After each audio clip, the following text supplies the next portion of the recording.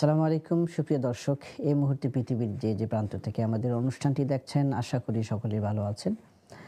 আমরা আজ কথা বলবো দ্য বেঙ্গলস প্রাইডস অ্যাওয়ার্ডসকে নিয়ে।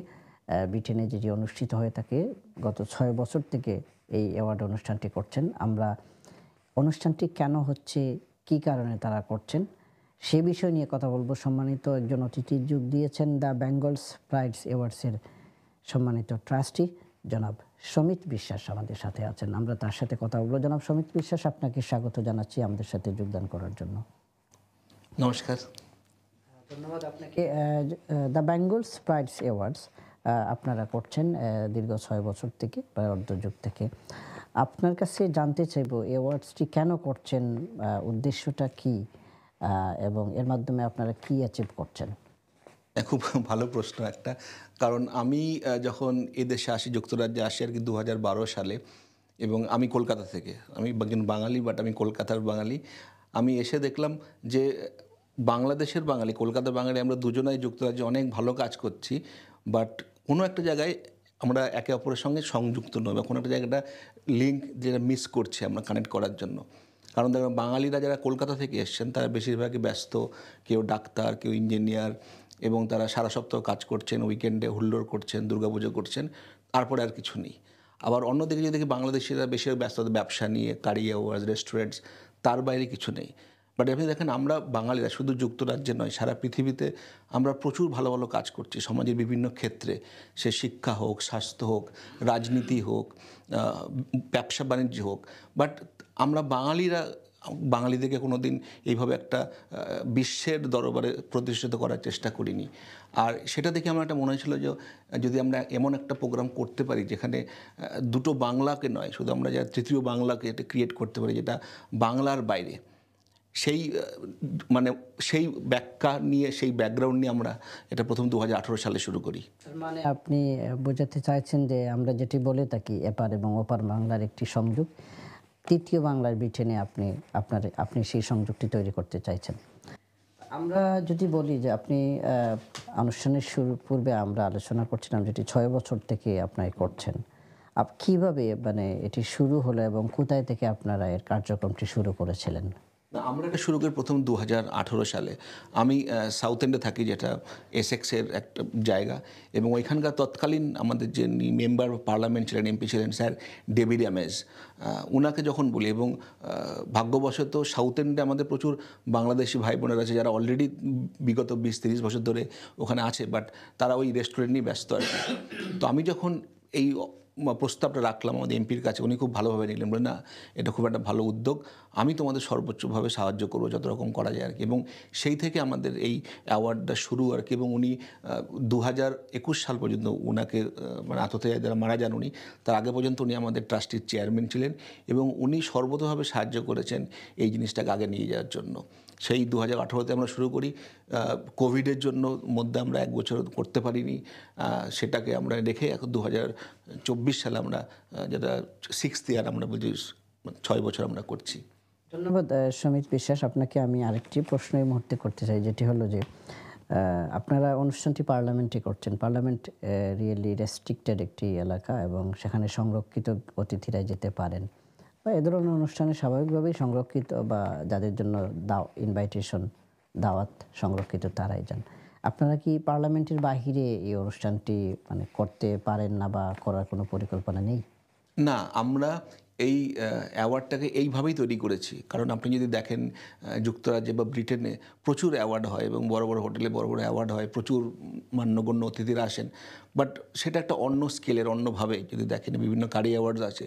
বাট আমাদের সবসময় মনে হয়েছে যে এইটা এমন একটা জায়গা, British parliament, UK parliament, they call it mother of every parliament, যেখানে সারা পৃথিবী চোখের সামনে এবং মুখেই থাকে কিছু খবর দেখার জন্য। আরও একটা কারণ আমরা করি চার্চিল হলে। কারণ আমাদের দেশ যখন 1947 সালে ভাগ হয়, সেই সময় চার্চিল ছিলেন প্রধানমন্ত্রী। তো সেই আবেগটাকে কাজে লাগিয়ে আমরা চার্চিল হলেই করি এবং একটা লিমিটেড ক্যাপাসিটি, যেখানে আমরা সবসময় সাধারণের জন্য এটা খুলে দিতে পারি না। আর যেহেতু আমরা কাজগুলো সমাজের প্রত্যেকটা ক্ষেত্রে করছি এবং আমরা সাধারণ মানুষকে নিয়ে করি, মানে আপনি যদি দেখে থাকেন আজকের দিনে যত অ্যাওয়ার্ড হয় প্রত্যেকে যারা নাম করা লোক তারাই বেশি অ্যাওয়ার্ড পাচ্ছে। আমরা কী করছি, আমরা না সমাজের সর্বস্তরের লোককে আনার চেষ্টা করেছি। যেমন আমাদের টোটাল 12টা ক্যাটাগরি আছে, তার মধ্যে প্রাইড অফ বেঙ্গল যেটা আমাদের সর্বোচ্চ সম্মান, বা লাইফ টাইম অ্যাচিভমেন্ট যেটা তারপরের সম্মান, এই দুটো সবসময় আমরা নিজেদের তরফ থেকে আমরা বার করি, যেসব যারা আমাদের দুই বাংলাকে বিভিন্নভাবে সাহায্য করেছে। এছাড়া 8টা ক্যাটাগরি আছে, যেখানে আপনার আর্ট অ্যান্ড কালচার আছে, অর্থনীতি আছে, ব্যবসা আছে, বাণিজ্য আছে, সোশ্যাল কেয়ার আছে, ওমেন এন্টারপ্রেনারশিপ আছে। সো এই জিনিসগুলোকে আমরা নমিনেশনের মাধ্যমে নিই। তার মানে আপনারা এ পর্যন্ত গত 6 বছর বা 6 বছর এবার পড়বে, কতজনকে আপনারা অ্যাওয়ার্ড দিয়েছেন? এটা হচ্ছে আমাদের 6 বছর। তো 5 বছরে আমরা মোটামুটি 55 জনকে আমরা অ্যাওয়ার্ড দিয়েছি। তার মধ্যে বিভিন্ন মান্যগণ্য ব্যক্তিরা আছেন, যেমন আমরা 2021 সালে বঙ্গবন্ধু শেখ মুজিবুর রহমানকে আমরা মরণোত্তর প্রাইড অফ বেঙ্গল অ্যাওয়ার্ড দিয়েছি, যেটা বাংলাদেশ হাইকমিশন থেকে অ্যাকসেপ্ট করেছেন। এছাড়া সৌরভ গাঙ্গুলি আছেন, অমর্ত্য সেন আছেন, ডক্টর প্রণয় রয় আছেন। গাঙ্গুলি বা অমর্ত্য সেন ওনারা কি যোগ দিয়েছিলেন? হ্যাঁ, সৌরভকে নিজে এসেছিলেন এবং সৌরভ খুব একটা ভালো কথা বলেছিলেন যে আমি তো অনেক অ্যাওয়ার্ড পেয়েছি সারা বিশ্বে, because of his career, because of his name and ফেম, মানে বাঙালির দ্বারা এই প্রথম আমি বিদেশের মাটিতে একটা পেলাম, এবং এটাই হচ্ছে আমাদের কাছে প্রাপ্য, যেটা আমরা বাঙালিকে বিশ্বের দরবারে আমরা নিয়ে যেতে চাইছি। আপনি যদি দেখেন আজকে নোবেল প্রাইজ আছে, অস্কার আছে, গ্র্যামি আছে, প্রত্যেকটাই কিন্তু বিশ্ববর্ধিত একটা অ্যাওয়ার্ড, বাট অনেক বড় ব্যাপার। সেখানে বাঙালিদের খুব বেশি খুঁজে পাওয়া যায় না, বা বাঙালির দ্বারা কিছু নেই আর কি। তো সেই বাঙালি যে এত কিছু করতে পারে সেইটাকে আগে আনার জন্য আমাদের অ্যাওয়ার্ডটা করার পার্লামেন্টের প্রধান কারণ। বিষয়টা হয়তো এভাবেই যে বাঙালিরা নেইমের জন্য বা কিছু পাওয়ার জন্য এটা করেন না, তার নিজের দায়িত্ববোধ থেকে করেন। সো আপনারা এটাকে তাদেরকে প্রমোট করছেন বা সম্মানিত করছেন। আমি আপনাকে যদি একটি প্রশ্ন করি, জটিল নয় প্রশ্নটি, স্বাভাবিকই বলা যায়, কারণ এটি এই অনুষ্ঠানের সাথে যায়, অনুষ্ঠানের সাথে সম্পৃক্ত। এরকম একটি অনুষ্ঠানে ফান্ড একটি বিশেষ বড় বিষয়, এবং কিভাবে আপনারা এর ফান্ডিংটা কালেকশন করেন বা কিভাবে ফান্ডিংটা আসে? অ্যাওয়ার্ড অনুষ্ঠান বললেই কেন একটু রহস্যের গন্ধ লাগে, যে যারা বড় লোকেরা অ্যাওয়ার্ড নেন, বিশেষ ব্যক্তিরা অ্যাওয়ার্ড নেন, এবং তারা অ্যাওয়ার্ড উদ্যোক্তাদের সহযোগিতা করেন বিভিন্নভাবে। যেটি বলা হয় যে এটি এভাবে যদি না বলি যে কেনা বলবো না আমি, এটি আপনাদেরকে সম্মান করা হবে না যদি কেনা বলেন। আপনারা এই ফান্ডটা কিভাবে কালেকশন করেন? হ্যাঁ, আপনি খুব ভালো প্রশ্ন করেছেন একটা, এবং এটা আমাদের বিশাল সমস্যা, খুব যদি ভালোভাবে বলতে চাই। কারণ আপনি যেটা বললেন যে আজকে শুধু ব্রিটেন না, পৃথিবীর বিভিন্ন জায়গায় যে অ্যাওয়ার্ডস হয়, এর একটা কমার্শিয়াল, একটা বাণিজ্যিক দিক আছে, তার একটা ফান্ড দরকার আছে, তার একটা প্রয়োজনীয়তা আছে। তো সেই কারণেই হয়তো কিছু কিছু ক্ষেত্রে আমরা শুনতে পাই যে না, it is just show off or the peer activity or somebody is paid for it. But আমরা এটা পুরোটা অন্যভাবে করি আর কি। আমরা একটা চ্যারিটি ক্রিয়েট করেছি, যেই চ্যারিটির আন্ডারে এটাকে আমরা করি, এবং পুরোটাই হয় আপনার ডোনেশনের মাধ্যমে। এখানে দেখবেন আমাদের কোনো বড় স্পন্সর নেই। আপনি যদি আমাদের অ্যাওয়ার্ডে যখন যাবেন দেখবেন আমি একটা কোম্পানি চালাই, আমাদের কোম্পানি থেকে পুরোটাই ফান্ড করি। 90% যে কস্ট যেটা হয় সেটা আমার যে কোম্পানি, সেই কোম্পানিটাই আমরা ফান্ড করি। আর কিছু যারা আসেন তারা টিকিট নেন ডোনেশনের মাধ্যমে, সেইভাবেই করি, এবং পুরো খরচটাই আবার আমার চ্যারিটি কমিশনের কাছে জমা দিই, এইভাবে মেনটেন করি। আমাদের কোনো বড় স্পন্সরও নেই। আপনারা বড় স্পন্সরদের কারণ এ ধরনের অনুষ্ঠানে, নামি দামি অনুষ্ঠানে যেগুলো ডিগনিটিফুল প্রোগ্রাম হয়, অ্যাওয়ার্ড অনুষ্ঠান হয়, বড় কোম্পানিগুলো, মাল্টিন্যাশনাল কোম্পানিগুলো অপেক্ষা করে তারা তাদের মার্কেটিংয়ের জন্য স্পন্সর করবে। এভাবে আপনারা কেন স্পন্সর নিচ্ছেন না, বা আপনারা নিজেরা এতটুকু রিস্ক নিচ্ছেন কেন ফিনান্সিয়ালি? নিচ্ছেন না আমি ঠিক বলবো না, হয়তো যে পরিমাণ সময় বা যে পরিমাণ উদ্যোগ নেওয়া দরকার সেটা আমরা করতে পারি না, যেহেতু আমাদের নিজস্ব প্রত্যেকেরই একটা কাজ আছে, নিজস্ব ব্যবসা আছে, তার বাইরে এটা বার করা যায় না। আর আমি সবসময় বলি, এটা হচ্ছে আপনি যদি খেয়াল করে দেখেন বাঙালির দুর্গাপূজার মতো আর কি। মানে অনেক জমিদার আছে দেখবেন বাংলাদেশে গেলে, পশ্চিমবঙ্গে গেলে পাবেন আর কি, তাদের জমিদারি কিন্তু নেই, কিন্তু দুর্গাপুজোর সেই ঐতিহ্যটা বহন করে চলেছে। তারা ধার করে অনেক সময় যে দুর্গাপুজো করার জন্য, ওই রকম একটা মানসিকতা নেই। কারণ আমি সবসময় মনে করি যে বাঙালি হয়ে যখন জন্মেছে, আর আমরা সারা পৃথিবীতে, শুধু আপনি যুক্তরাজ্যে না, আপনি আমেরিকাতে যান, কানাডাতে যান, অস্ট্রেলিয়ায় যান, প্রত্যেকটা ক্ষেত্রে আমাদের বাঙালির একটা কন্ট্রিবিউশন আছে, বাট আমরা কেউ একত্রিতভাবে এটাকে সম্মিলিত একটা যৌথ উদ্যোগে সমাজের সামনে আনতে চেষ্টা করিনি। আর সেই জিনিস আমার মনে হচ্ছিলো যে একটা করে একটা কম আছে, কারণ আপনি যদি দেখেন ইংল্যান্ডে বা ব্রিটেনে প্রচুর সাকসেসফুল বাঙালি আছে, বাট সবাই নিজের নিজের ক্ষেত্রে ব্যস্ত, যেটা আমিও ব্যস্ত, যেই কারণে আমরা নিতে পারি না। আপনাকে এখানে একটা কথা বলি, যদিও ইম্পর্টেন্ট। আপনি বিভিন্ন ক্যাটাগরিতে আপনারা দিয়েছেন, আপনি arts, entertainment, finance, personal achievement, বিভিন্নভাবে নিজেদের পেশা ক্ষেত্রে। আপনি যেটি পূজা প্রসঙ্গ এনেছিলেন, যে এক্ষেত্রে এ ধরনের অনুষ্ঠানে, বিভিন্ন অ্যাওয়ার্ড অনুষ্ঠানে ধর্মীয় ব্যক্তি, আপনি যেটি পূজা বলেছেন, আপনার হিন্দু ধর্ম আছে, খ্রিস্টান, আদার্স ধর্মের, ধর্মীয় ক্ষেত্রে যারা সহনশীলতা, সহমর্মিতা এবং সম্প্রীতির প্রচেষ্টায় যারা কাজ করেছেন, এক্ষেত্রে তাদেরকে কি আপনারা আপনাদের এই অনুষ্ঠানে কোনো ধরনের অ্যাওয়ার্ড দিয়ে থাকেন? ব্রিটেনেও কিন্তু অনেকেই কাজ করছেন এভাবে ধর্মীয় সংস্কৃতি সুরক্ষায়। এই মুহূর্তে যদি পৃথিবীর বিভিন্ন দেশে ধর্মীয় বিষয় নিয়ে নানা ধরনের সংঘাত, সহিংসতা হচ্ছে, এগুলাকে সামনে রেখে, তাহলে কি এই ধরনের ডিগনিটেবল প্লেসে যারা অ্যাওয়ার্ড দিচ্ছেন, যেহেতু আপনারা বা আপনাদের একটি উদ্যোগ আছে যে সমাজের বিভিন্ন ক্ষেত্রে, ধর্ম তো সমাজের বাহিরে নয়, একটি সমাজ, ধর্মটাকে নিয়েই একটি সমাজ তৈরি হয়, যে ধর্মই হোক, প্রতিটি ধর্মই সহনশীলতা এবং সহমর্মিতা বোধ হয়। আপনারা কি এক্ষেত্রে কোনো ব্যক্তিত্বকে অ্যাওয়ার্ড দেন? আমরা যদি, আপনি যদি দেখেন আমাদের বিগত 5 বছরে যাদেরকে অ্যাওয়ার্ড দিয়েছি, অনেক ক্ষেত্রে তারা সমাজের বিভিন্ন, আমি ঠিক ধর্মীয় বলবো না, বাট অন্যান্য সামাজিক কার্যকলাপ, যে সে বাংলা ভাষার প্রচারের ক্ষেত্রে হোক, বা স্বাস্থ্য বা শিক্ষা সংক্রান্ত হোক, বা আপনার মানে আর্ট অ্যান্ড কালচার যেটা বলি আমরা, সংস্কৃতির ক্ষেত্রে হোক, এই ধরনের লোককে আমরা সামনে নিয়ে এসেছি। এবং এটাই হচ্ছে আমাদের অ্যাওয়ার্ডের একটা ঐতিহ্য আপনি বলতে, যেটা আমরা 6 বছরে করতে পেরেছি। কারণ আপনি দেখবেন যে, আপনি যে বারবার বলছেন বাণিজ্যিক, প্লাস এমন অনেক দুর্গাপুজোও ইংল্যান্ডে হয়, দেখবেন প্রচুর লোক আসে, একটা অ্যাওয়ার্ড নিয়ে চলে যায়, তাদের কোনো ব্যাকগ্রাউন্ড নাই, তারা কী করছে সমাজে প্রতিফলিত নাই। বাট আপনি আমাদের নমিনেশন দেখেন, আমাদের সবচেয়ে সুবিধা হলো শুধু ব্রিটেনে নয়, আমরা নমিনেশন পাই পৃথিবীর বিভিন্ন প্রান্ত থেকে। গত বছর অস্ট্রেলিয়া থেকে পেয়েছিলাম, ইন্দোনেশিয়া থেকে পেয়েছিলাম, এবছর জাপান থেকে পেয়েছি। এবং প্রত্যেকজনকে আমরা ওইভাবে দেখি, আমাদের যারা জাজেস আছে তারা, এবং প্রত্যেকটা আমাদের 5 জন জাজ, তারা নন বেঙ্গলি। আমরা সবসময় চেষ্টা করি যে এমন একটা অ্যাটমসফিয়ার রাখা, যেটা আনপ্যারালাল এবং আনবায়াস, তারা একটা ওপিনিয়ন দিতে পারে। এবং প্রত্যেকের ক্যাটাগরি অনুযায়ী তখন আমরা স্কোরিং করি, তার ভিত্তিতে আমরা অ্যাওয়ার্ড দিই। আমি একটি প্রশ্ন, যেহেতু এটি ব্রিটিশ পার্লামেন্টে হচ্ছে, লিমিটেড স্পেস এবং লিমিটেড, এবছর আপনাদের এখানে কতজন অতিথি উপস্থিত থাকবেন অ্যাওয়ার্ড প্রাপ্ত অতিথির বাহিরে? না, আমাদের দেখুন, অ্যাওয়ার্ড যেহেতু 11টা ক্যাটাগরি, আমরা ফাইনাল অ্যানাউন্সমেন্ট করি না যে বিজেতা বা কে জিতছেন আগে করি, আমরা সেটা ইভিনিং ওই সন্ধ্যাতেই আমরা করি। এবং প্রথম যে 2 জন শর্টলিস্টেড, প্রথম এবং দ্বিতীয়, তাদেরকে ডাকা হয়। তো যার জন্য 20 জন আমাদের তারা থাকে, 20-25 জন আমাদের আমন্ত্রিত অতিথি, যারা ভিভিআইপিস, এমপিস, লর্ডস, ব্যারোনেস, এরা থাকেন, কিছু বাণিজ্যিক লোকজন থাকেন। আর যারা তাদেরকে সাহায্য করতে আসছেন, যারা অ্যাওয়ার্ড দিচ্ছেন, তাদের কিছু লোকজন আছে। টোটাল আমরা 60 থেকে 100 জনের মধ্যে প্রত্যেক বছর পাই, কারণ যেহেতু আপনি বললেন লিমিটেড ক্যাপাসিটি, তো এর বাইরে আমরা করতে পারি না। এবং ওটা একটা বিশাল আমাদের চ্যালেঞ্জ, যে ওই লোকগুলো, কারণ অনেকে আসতে চান, বাট আমার সুযোগ থাকে না তাদেরকে সামনে দেখানোর জন্য। তো এক্ষেত্রে কি আপনারা, যেহেতু এটি একটি এই ধরনের অ্যাওয়ার্ড অনুষ্ঠানকে বাণিজ্যিক প্রতিষ্ঠানগুলো তাদের স্পন্সর করতে চায়, আপনারা কি একটি বড় পরিসরে, বড় জায়গায়, ব্যাপক লোক সমাগম ঘটিয়ে এই অনুষ্ঠানটা কি করা যায় না? না, আমরা ওটা কোনোদিনই করব না, কারণ যেটা বললাম, আমাদের মূল উদ্যোগ কিন্তু এখান থেকে ব্যবসা করা না, আর বাণিজ্যিক কোনো লেনদেন না। বাট আপনি যেটা বলেছেন, খুব ভালো প্রশ্ন।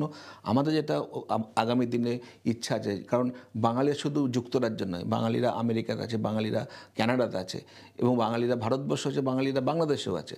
তো আমাদের যেটা প্ল্যান আছে, সব ঠিকঠাক যায় আর কি, আগামী দিনে হয়তো আমরা প্রত্যেকটা পার্লামেন্টে গিয়ে এই জিনিসগুলো করব। পৃথিবীর বিভিন্ন, অস্ট্রেলিয়ার পার্লামেন্টে বলুন, আমেরিকার হোয়াইট হাউসে বলুন, বা কানাডিয়ান পার্লামেন্টে বলুন, তাদেরকে ইনভলভ করে। কারণ আপনি যদি রাজনীতি থেকে শিক্ষা দেখুন, বাঙালি বিভৎসভাবে আমরা যুক্ত সর্বক্ষেত্রে, বাট রেকগনিশনটা নেই। সেই মডেলটা আমরা করতে পারি, বাট এটা কোনোদিনই বড় হোটেলে 200 বা 2000 লোক নিয়ে হবে না। ধন্যবাদ জনাব সমিত বিশ্বাস আপনাকে। আমি অনুষ্ঠান খুব লম্বা করব না, আপনি যে বিষয়গুলো বলা অত্যন্ত জরুরি সেগুলো অনেকটাই বলে ফেলেছেন। হয়তো আপনি একটু টাচ করেছিলেন, পুরোটা করেন। আপনারা কি শুধুই বাঙালিদেরকে এই অ্যাওয়ার্ডটি দিচ্ছেন, যে এপার বাংলা ওপার বাংলা, কিংবা ব্রিটেন বসবাসরত বাঙালি যারা আছেন তাদেরকেই কি শুধু অ্যাওয়ার্ডটা দিয়ে? না, এখানটা এটা আর খুব ইন্টারেস্টিং বিষয় একটা এখানে, কারণ আমরা বলি যারা বাংলা এবং বাঙালিকে সাহায্য করেছে, সে অর্থনীতিতে হোক বা সমাজে হোক। যার জন্য আপনি যদি বিগত 5 বছরে দেখেন, অনেকে আছে যারা বাঙালি নয় বাই নেম, বাট ওনারা বাংলাতেই থেকেছেন, বাংলার জন্য করেছেন। আমরা যখন প্রথম বছর দিই আমাদের প্রাইড অফ বেঙ্গল অ্যাওয়ার্ড অ্যাপোলোর প্রতিষ্ঠাতা ডক্টর প্রতাপ রেড্ডিকে, উনি কিন্তু বাঙালি নন, বাট প্রথম প্রাইভেট হসপিটাল ভারতবর্ষে যেটা হয় সেটা কলকাতাতে উনি করেছিলেন।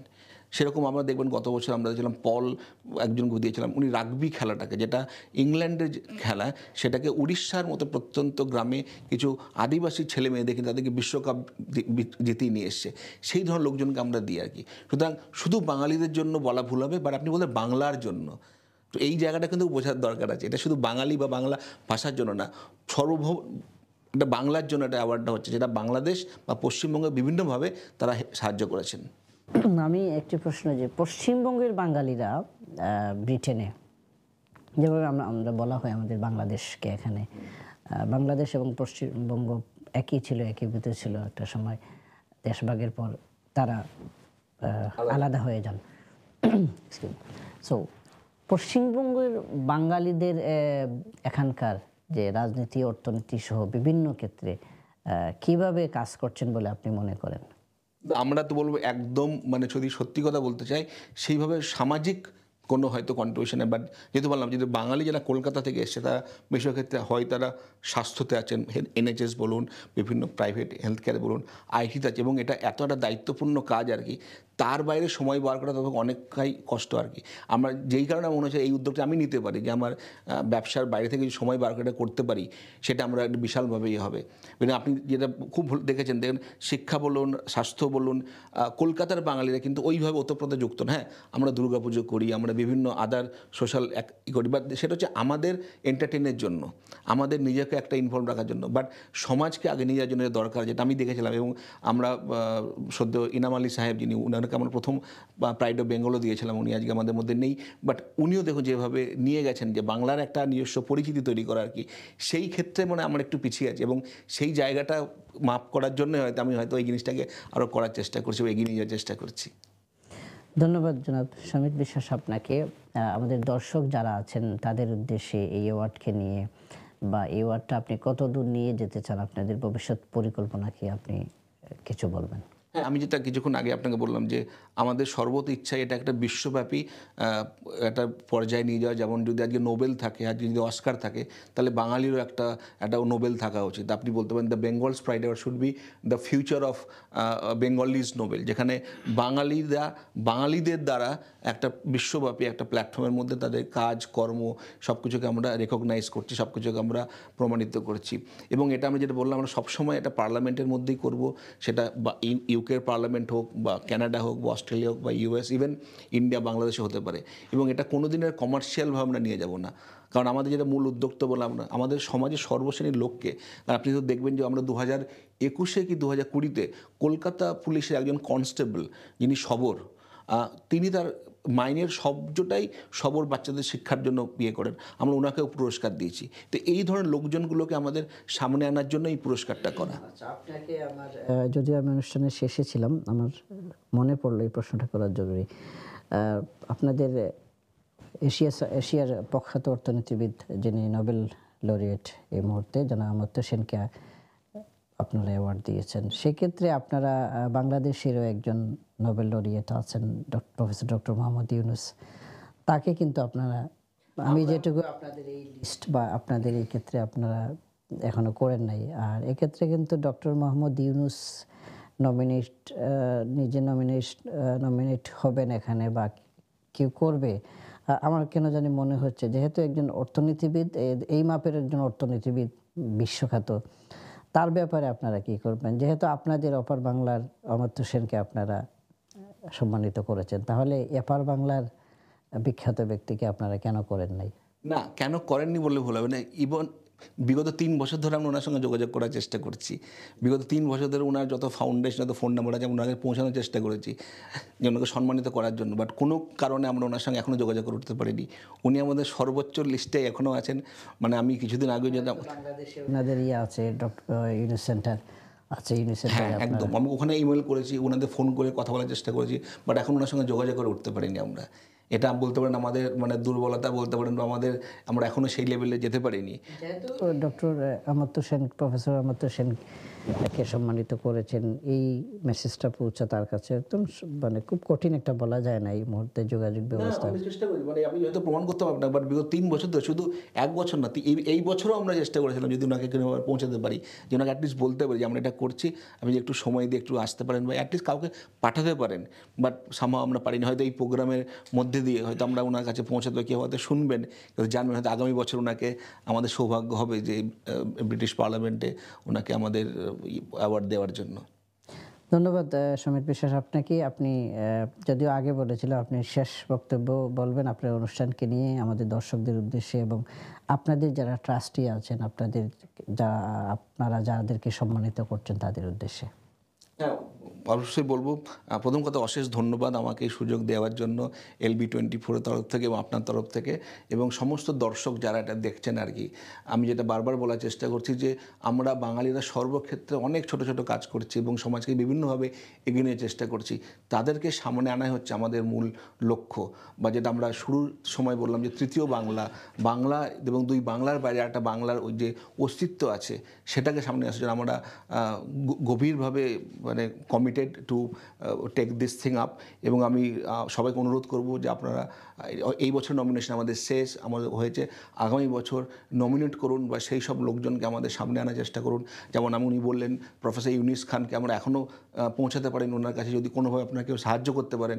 সো আগামী বছরে আমরা ওনার কাজকে পুরস্কৃত করতে পারি ব্রিটিশ পার্লামেন্টে, খুব ভালো লাগবে।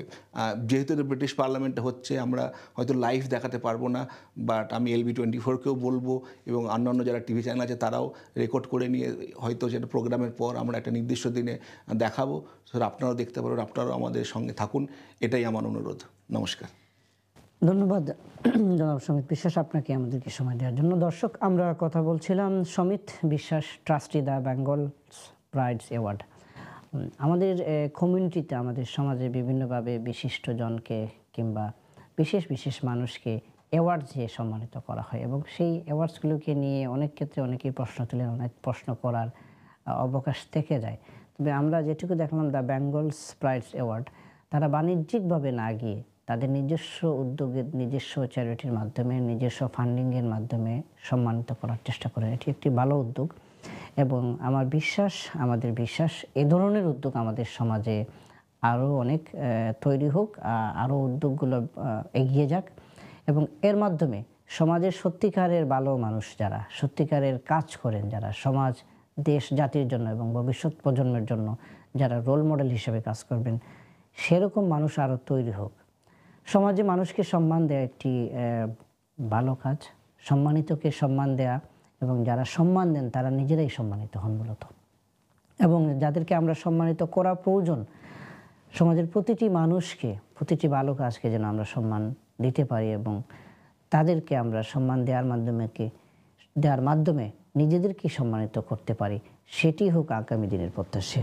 আপনারা সবাই ভালো থাকুন, সুস্থ থাকুন এবং আমরা দ্য বেঙ্গলস প্রাইডস এর সফলতা কামনা করি এবং ভালো উদ্যোগে আমরাও তাদের সাথে থাকবো এবং প্রতিটি ভালো কাজে আমরা যেন সবাই তাদেরকে সহযোগিতা করতে পারি, সেই প্রত্যাশা নিয়ে আজকের মতো বিদায় নিচ্ছি। আল্লাহ হাফিজ, আসসালামু আলাইকুম।